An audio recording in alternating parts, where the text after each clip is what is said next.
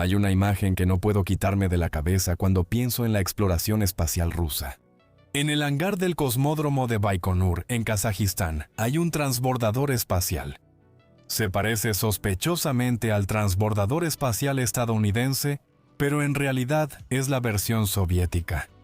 Por supuesto, estamos hablando del Buran, que en español significa tormenta de nieve. Voló exactamente una vez en noviembre de 1988 completamente automatizado, sin tripulación, dio 2 vueltas a la Tierra y aterrizó perfectamente. Y luego, nunca más. En 2002, el techo del hangar se derrumbó bajo la nieve y lo sepultó.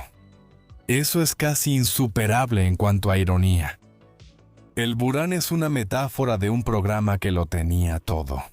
Los ingenieros, la tecnología, la voluntad, y aún así perdió. No fracasó por la física, sino por la historia. Pero vamos por partes. Mi nombre es Irwan, y esto es Mars Chroniken. Para entender lo que es Rusia hoy en la exploración espacial, hay que entender lo que alguna vez fue. Y eso no fue nada menos que el poder que dejó al resto del mundo en estado de shock. 4 de octubre de 1957. El Sputnik 1 orbita la Tierra. Una esfera metálica de 58 centímetros de diámetro emitiendo pitidos. En los Estados Unidos cundió el pánico. Si los soviéticos podían poner un satélite en órbita, podían lanzar una bomba atómica sobre Washington. El Congreso abrió de inmediato la llave del presupuesto. La NASA se creó un año después como respuesta directa. Espera. Los soviéticos enviaron al primer ser humano al espacio. Yuri Gagarin, 12 de abril de 1961. 108 minutos. Una vuelta alrededor de la Tierra. El mundo se detuvo. Ellos enviaron a la primera mujer al espacio. Valentina Tereshkova, 1963. Ellos realizaron la primera caminata espacial. Alexei Leonov, 1965. 18 minutos en el espacio exterior, en un traje espacial que se infló por la presión del vacío, como un globo. Tuvo que dejar salir aire para poder arrastrarse de regreso a la nave espacial. A pesar de todos estos hitos y victorias, perdieron la carrera a la Luna. Sergei Korolev, el diseñador jefe, el hombre que hizo posible el Sputnik, murió en 1966 en la mesa de operaciones durante una cirugía que, en circunstancias normales, no habría sido mortal. Su muerte destrozó el programa lunar soviético. El cohete N-1, la respuesta soviética al Saturno V, explotó en los 4 vuelos de prueba. El segundo intento, en 1969, provocó una de las explosiones no nucleares más grandes de la historia. Los soviéticos nunca llevaron a nadie a la Luna. Incluso durante décadas negaron haberlo intentado alguna vez. Pero lo que hicieron mientras Estados Unidos volaba a la Luna fue algo diferente. Algo que se subestima en la larga historia de la exploración espacial. Mientras que Estados Unidos perdió el interés después de Apolo 17 ningún humano volvió a viajar más allá de la órbita baja de la Tierra. Los soviéticos construyeron sondas espaciales. Salyut 1, 1971. Luego vino una serie. Salyut 6 mantuvo récords de estancias prolongadas. Salyut 7 fue revivida en una de las misiones de rescate más dramáticas de la historia espacial, cuando 2 cosmonautas lograron poner en funcionamiento una estación completamente apagada y congelada, sin electricidad, sin agua, sin calefacción, a bordo a menos 12 grados Celsius. Luego Mir, en 1986, la primera estación espacial verdaderamente permanente de la humanidad. Durante más de 15 años en órbita, 104 personas de 12 países la visitaron. Valery Polyakov se quedó 438 días seguidos. Hasta hoy, sigue siendo el récord de estancia individual. Mir era la escuela en la que la humanidad aprende. Wie man im Weltraum lebt. Und das über Monate. El legado soviético que falta en los libros de texto. El primer paso duradero fuera de nuestra atmósfera. Y luego llegó 1991. La Unión Soviética colapsó. Mientras eso sucedía en la Tierra, un hombre flotaba a 400 kilómetros sobre ella y ya no tenía un país que lo trajera de regreso. Sergei Krigaliov había partido hacia la estación espacial Mir el 18 de mayo de 1991. Duración prevista de la misión: 5 meses. Pero mientras él estaba allá arriba, todo se desmoronaba aquí abajo. El dinero se acabó. La misión de relevo fue cancelada. El cosmódromo de Baikonur de repente quedó en territorio del ya independiente Kazajistán, y nadie sabía exactamente quién era responsable de qué. Y el 26 de diciembre de 1991, la Unión Soviética se disolvió oficialmente. Krigaliov se enteró desde la órbita. No puedo imaginarme lo que debió haber pasado por su mente y su estómago allá arriba. Se quedó. No porque tuviera que hacerlo, ya que había una cápsula Soyuz como salida de emergencia, sino porque sabía que abandonar la estación posiblemente habría puesto en peligro su funcionamiento. El argumento más fuerte es económico, dijo él en ese entonces desde la órbita. El país está en tales dificultades que hay que ahorrar dinero. En total, pasó 311 días en el espacio, el doble de lo planeado. Observó desde arriba cómo su ciudad natal, Leningrado, volvió a ser San Petersburgo. Hablaba esporádicamente con su esposa, que trabajaba en el control de misión, y con su hijo de 9 meses. Si es que pueden hablar. El 25 de marzo de 1992 aterrizó. Pero ya no en la Unión Soviética, sino en Rusia. En un país que aún no existía como Estado. Hasta hoy se le llama el último ciudadano soviético. Pausa breve. Si este video ya te está aportando algo, presiona el símbolo de hype si lo tienes. Si no, un like, una suscripción o un comentario ayudan muchísimo al canal. El algoritmo decidirá en los próximos minutos si sigue difundiendo este video o no. Y tú también decides. Gracias. Y seguimos. Con el colapso, también se acabó la financiación. Ingenieros que antes construían cohetes ahora vendían papas en los mercados. Los cohetes desaparecieron de la noche a la mañana, porque los proveedores de repente estaban en estados independientes. Piezas de Ucrania, motores de Rusia, software de Kazajistán. Y ahora había fronteras y monedas entre ellos. Los Estados Unidos hicieron algo en los años 90 que es único en la historia. Financiaron el programa espacial de su antiguo enemigo, el programa Nanluga, los acuerdos de cooperación NASA, Rusia, la compra de motores. Todo eso fue prevención geopolítica. Mejor emplear a los especialistas rusos en cohetes que dejar que vendan sus conocimientos. Rusia recibió entre 1999 y 2021 alrededor de 1.500 a 2.000 millones de dólares por la exportación de motores RD-180 y RD-181 a los Estados Unidos. Estos motores impulsaron el cohete Atlas V, el cohete que llevó al espacio los satélites más importantes. Estados Unidos dependía de los motores de cohetes rusos. Eso no es propaganda, es un hecho que durante años causó incomodidad en Washington. Y entre 2011 y 2020, después del final del programa del transbordador espacial hasta la primera misión tripulada de SpaceX, el cohete Soyuz fue la única manera para que los astronautas estadounidenses, europeos, japoneses y canadienses llegaran a la Estación Espacial Internacional. Rusia pagó por estos asientos un total de casi 3.9 mil millones de dólares. Ese es el contexto importante. Rusia no solo era un socio en materia espacial. Por un tiempo, fue un proveedor de infraestructura indispensable. Poco antes del gran quiebre, la industria espacial rusa seguía siendo impresionante, pero ya estaba claramente debilitada en comparación con la era soviética. El cohete Soyuz, desarrollado en los años 60, iterado y mejorado durante 6 décadas, es el cohete más confiable que se haya construido. Alrededor de 2.000 lanzamientos. La tasa de fallos es tan baja que estadísticamente es casi imposible de medir. La nave Soyuz, que transporta a los astronautas, es igual de duradera. Un diseño de los años 60 que sigue volando hasta hoy porque funciona. El 27 de noviembre de 2025, ocurrió algo que, a corto plazo, sacudió por completo todo el programa espacial tripulado de Rusia.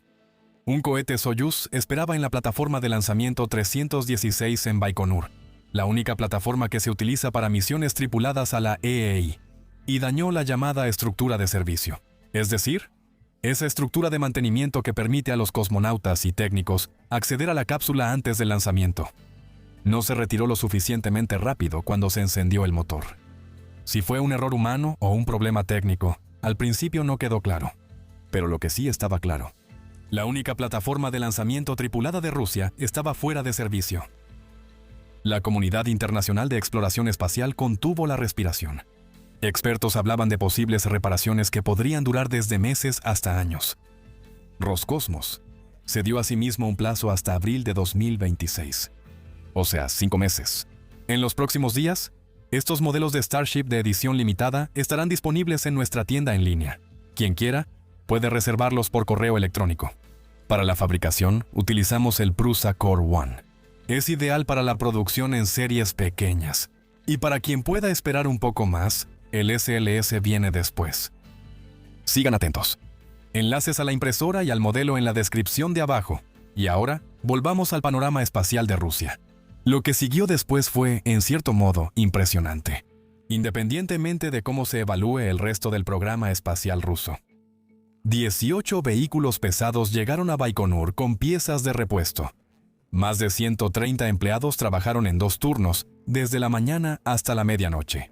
Se reunieron piezas de repuesto de otras instalaciones de lanzamiento, desde el cosmódromo militar de Plesetsk en el extremo norte, desde las propias instalaciones militares de Rusia, desde una empresa aeroespacial en la región de Tambov. Ya en marzo de 2026, la plataforma de lanzamiento estaba reparada y lista para el próximo vuelo de carga Progress hacia la EEI. Eso demostró 2 cosas al mismo tiempo. Primero, que el sistema Soyuz está tan estandarizado y lleva tanto tiempo en funcionamiento, que realmente existen repuestos y son compatibles. Esa es una verdadera fortaleza de un diseño estable con décadas de antigüedad. En segundo lugar, Rusia opera con una infraestructura de lanzamiento sin redundancia. Una sola plataforma para todas las misiones tripuladas. Si falla, también cae todo el programa tripulado. El Proton M era el cohete de carga pesada de Rusia. Durante décadas, fue el caballo de batalla para satélites geoestacionarios. Un sistema probado. Pero también uno con una serie de fracasos espectaculares, incluyendo un accidente poco después del despegue en Baikonur en 2013, que provocó una enorme explosión y causó daños significativos al cosmódromo. Y luego estuvo la Angara, el programa de cohetes que Rusia ha estado desarrollando desde los años 90. Una nueva familia de lanzadores que debería cubrir todo, desde los ligeros hasta los pesados. Sin la dependencia de Baikonur en Kazajistán. Un programa que comenzó en 1995. 30 años después, el Angara sigue estando en fase de desarrollo. Un programa que tarda 3 décadas y aún no está en producción en serie, tiene problemas estructurales, independientemente de quién sea responsable de ello.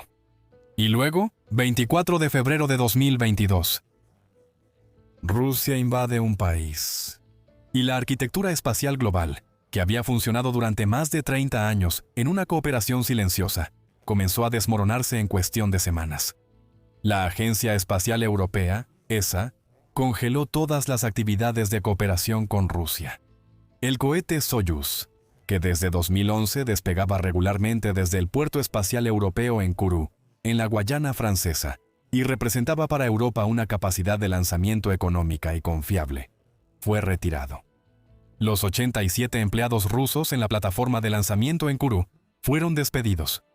OneWeb, una empresa británica de satélites de Internet que había desplegado toda su constelación con cohetes Soyuz, perdió de la noche a la mañana su capacidad de lanzamiento.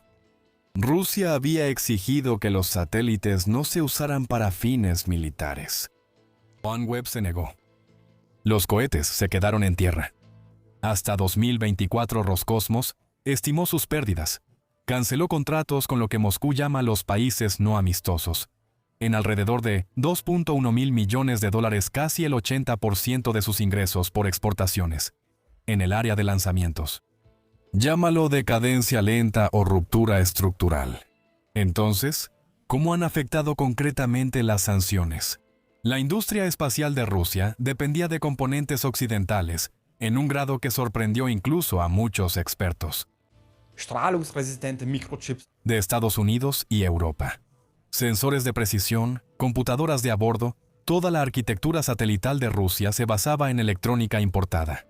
Porque la propia industria de semiconductores rusa nunca alcanzó el estándar necesario para componentes aptos para el espacio. Hasta mediados de 2024, el mayor operador de satélites ruso había reemplazado, según sus propias declaraciones, alrededor del 60% de los componentes extranjeros afectados por sanciones por alternativas nacionales o occidentales. Eso suena impresionante y al mismo tiempo muestra lo grande que era el problema. Pero todavía queda un 40% pendiente. La solución por la que optó Rusia es radical. En lugar de apostar por componentes individuales de alta calidad, apuestan por la cantidad. El objetivo que se anunció oficialmente es aumentar la producción de satélites en aproximadamente un 15% por año hasta llegar a 200 para 2026 y 400 para 2030. CubeSats en producción en masa. Corta vida útil, despliegue rápido, calidad reemplazada por cantidad. Esa es una decisión estratégicamente comprensible. También es una decisión que muestra que Rusia ha abandonado la competencia a nivel tecnológico. En 2025, Roscosmos realizó 17 lanzamientos orbitales. Todos fueron exitosos. Eso suena como una cantidad respetable, hasta que consideras que SpaceX realizó más de 160 lanzamientos en ese mismo periodo. Y China está muy por encima de 30.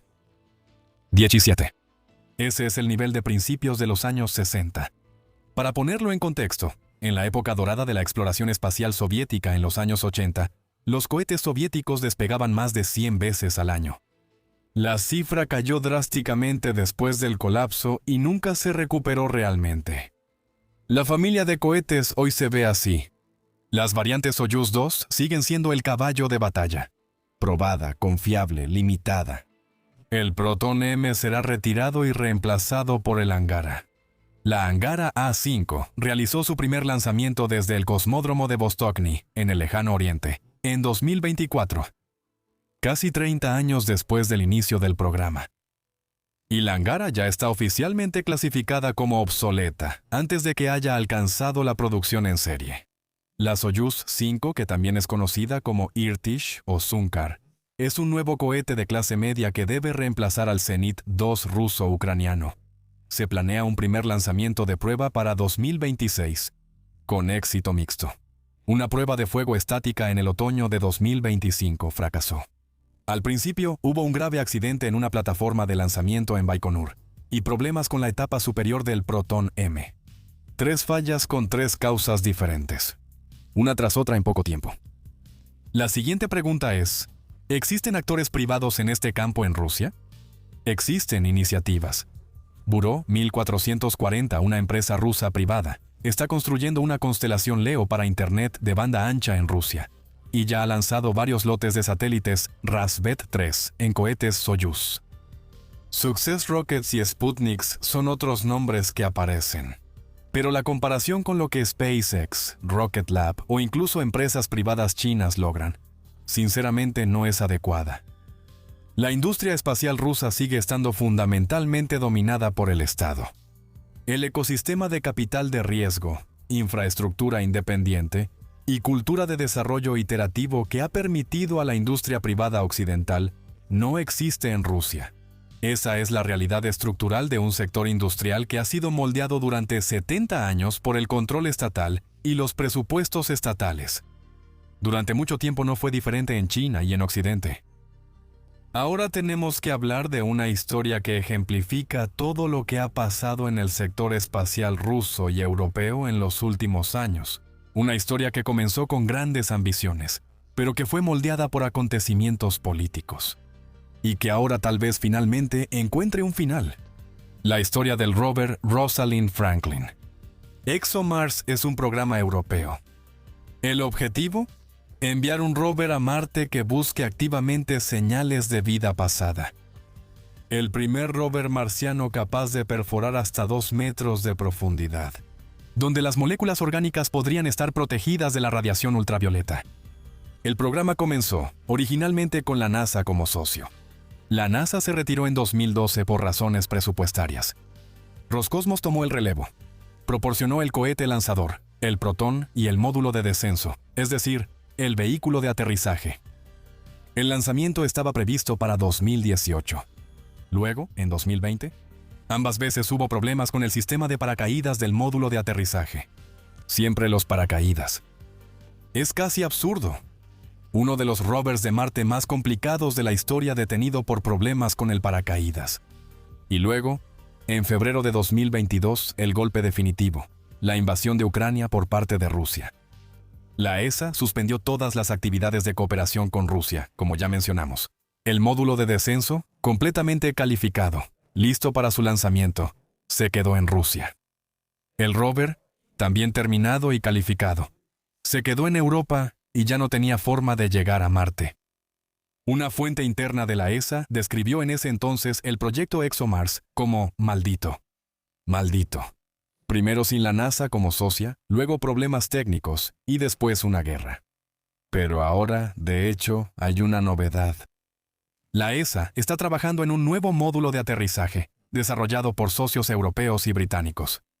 Y a finales de 2025, la NASA señala, a pesar de todas las incertidumbres presupuestarias, una posible participación. Como muy pronto, 2028, es una fecha realista para el lanzamiento. Si eso funcionará, sigue siendo incierto. Eso sí es seguro. Un rover marciano completamente terminado y completamente calificado, llamado así por la científica Rosalind Franklin, cuyas revolucionarias imágenes de rayos X hicieron posible el descubrimiento de la doble hélice del ADN y que nunca recibió el premio Nobel por ello, porque ya había fallecido. Ha estado almacenado durante años. Listo. Esperando. Una catástrofe geopolítica absoluta. El episodio quizás más trágico de la historia reciente de la exploración espacial rusa ocurrió el 20 de agosto de 2023. Luna 25. Fue la primera misión lunar rusa desde Luna 24, en 1976. 47 años. Rusia quería ser el primer país en aterrizar en la región suroeste del polo sur de la Luna. Precisamente en esa zona, se sospecha que hay hielo de agua, el terreno más estratégicamente importante del sistema solar interior. La misión comenzó el 11 de agosto de 2023. Al principio, todo transcurrió con normalidad. Y luego, durante la maniobra de frenado para la transición a una órbita baja, hubo un problema con el motor.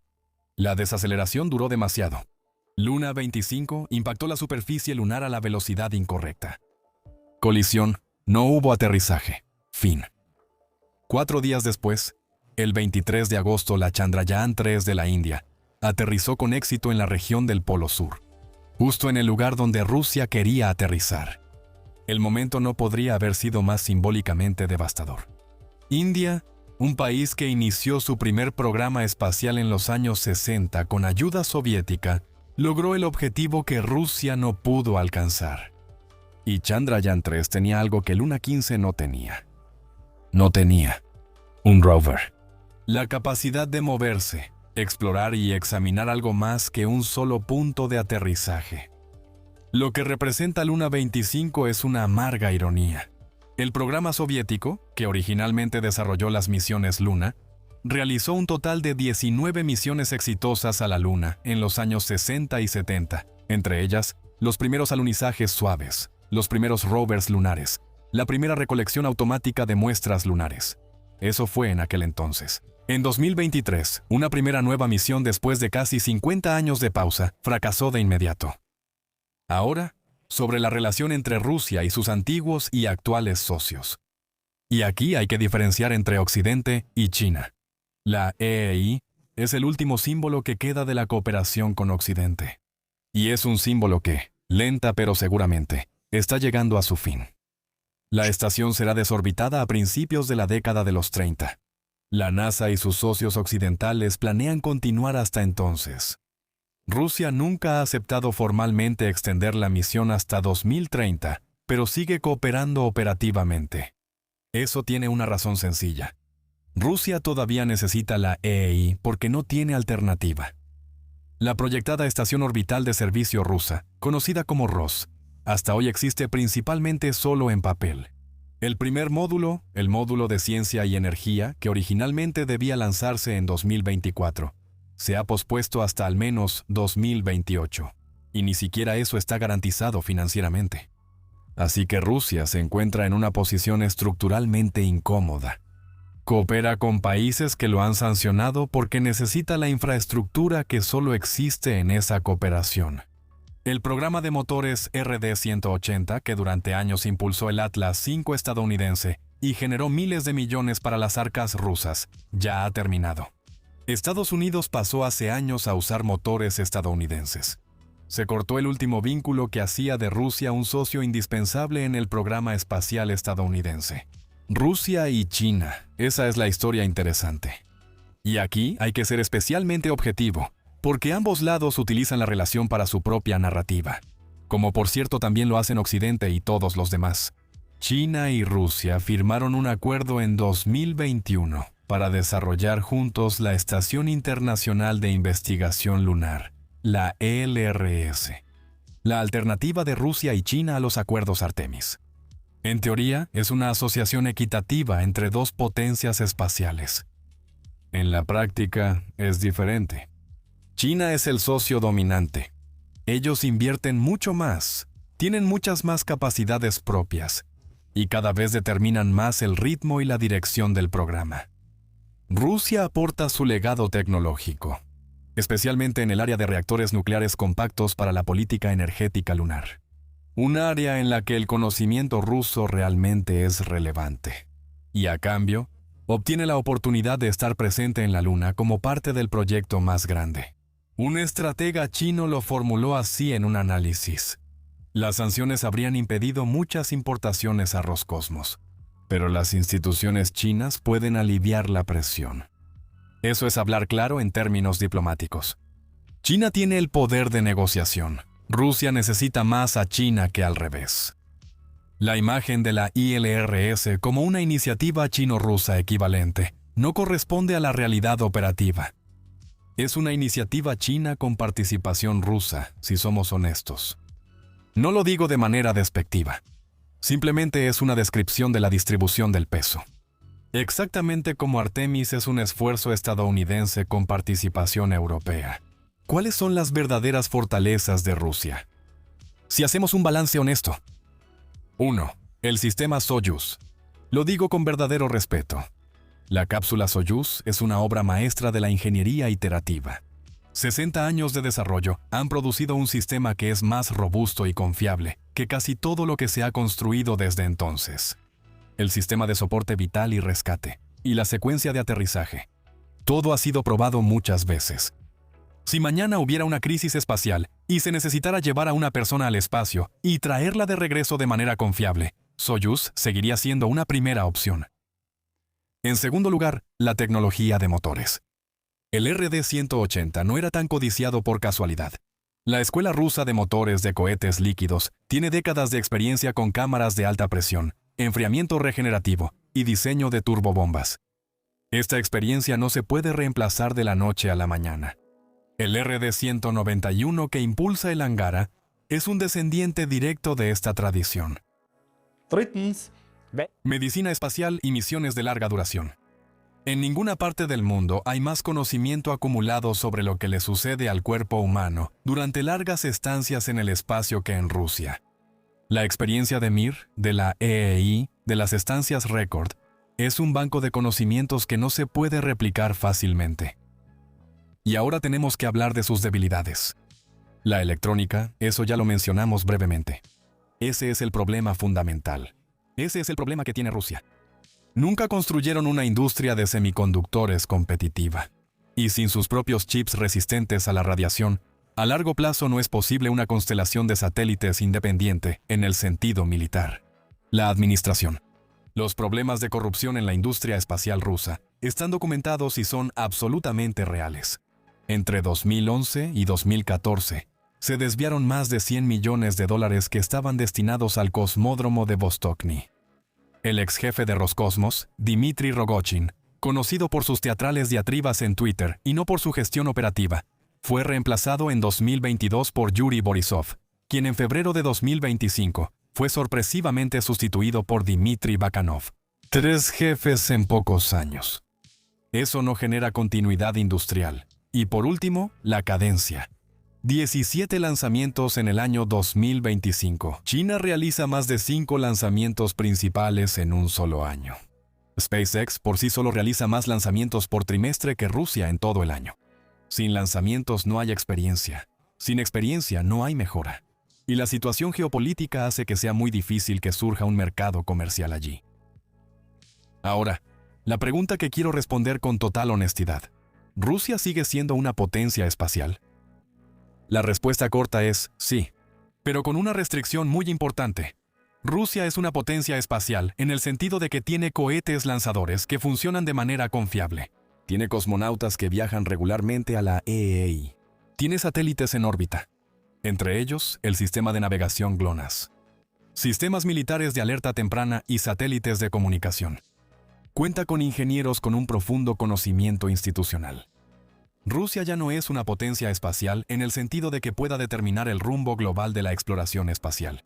Puede llevar a cabo misiones que lleven el progreso científico a la vanguardia. Puede presentarse como socio preferido para programas internacionales ambiciosos. La retirada del mercado comercial es total. La participación en la capacidad global de lanzamientos es marginal. Las misiones científicas, con excepción de la participación en la EEI, son más ambiciosas en el papel que en la realidad. Un analista espacial ruso, Pavel Lutzin, lo expresó así: Rusia seguirá poniendo a sus cosmonautas en órbita con cápsulas Soyuz. Pero el propósito principal será hacer acto de presencia, sin resultados científicos significativos. Esa es una evaluación dura, pero coincide con los hechos disponibles. ¿Qué sigue? Luna 26 está planeada como un orbitador lunar. Explorar lugares para Luna 27 y servir más tarde como un relé de comunicaciones. Actualmente no hay una fecha de lanzamiento confirmada oficialmente. Luna 27 será un módulo de aterrizaje pesado que explorará el polo sur lunar, planeado para finales de la década de los 20. Pero después del fracaso de Luna 25 en 2023, ahora están bajo mayor presión para revisar la tecnología de manera fundamental. Ross, la estación de servicio orbital rusa, sigue siendo el objetivo más ambicioso y al mismo tiempo el más difícil de creer. El primer módulo no se espera de forma realista antes de 2028. Toda la estación debería estar operativa en la década de los 30. Con todo lo que sabemos sobre los retrasos en la exploración espacial rusa, esa es una estimación muy optimista. La Soyuz 5 debería lanzarse por primera vez en 2026 y cubrir el hueco que dejó Zenit. Pero la viabilidad comercial es cuestionable. Los clientes occidentales están bloqueados y los cohetes chinos son más competitivos en precio. Quiero terminar con un pensamiento que no me ha dejado durante toda esta investigación. Rusia llevó a la humanidad al espacio. Eso no es un halago ni una declaración política, es un hecho histórico. Gagarin, Tereshkova, Leonov, Mir, las bases de la medicina espacial. La primera presencia permanente en órbita. Eso es un legado. Independientemente de todo lo que pasó después, es real y significativo. Y al mismo tiempo, ese legado hoy se cierne como una enorme sombra sobre un programa que tiene dificultades para salir de él. El diseño de la Soyuz tiene 60 años. La Angara es un proyecto en construcción desde hace 30 años. La Ross es una visión sin financiación asegurada. La misión Luna 25 se estrelló. Lo que falta no es talento. Los ingenieros rusos siguen siendo buenos. Lo que falta es la combinación de salud institucional, financiamiento suficiente, integración geopolítica y el valor para una verdadera innovación. Así que no se trata de iterar lo mismo de siempre, sino de arriesgarse a lo nuevo. Las sanciones no causaron el declive, lo aceleraron y lo profundizaron. El declive estructural comenzó con el colapso de la Unión Soviética y ha continuado durante 30 años de inversiones insuficientes, corrupción y el fracaso de construir una industria propia de electrónica y semiconductores. La Buran ya no está en Baikonur. Está bajo el techo que se derrumbó en 2002. Una nave espacial que voló una vez. Impecable, automática, sin tripulación. Y luego, nunca más. Esa es la historia de la exploración espacial rusa. En una imagen. Mi nombre es Irwan y esto fue Mars Chroniken. Gracias por sintonizar. Peráspera ad astra.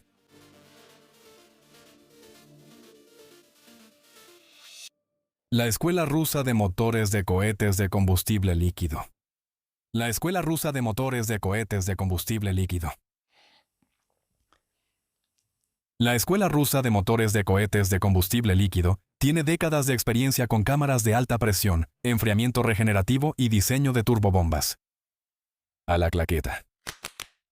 Esa fue la claqueta 3. Bien, enfocar.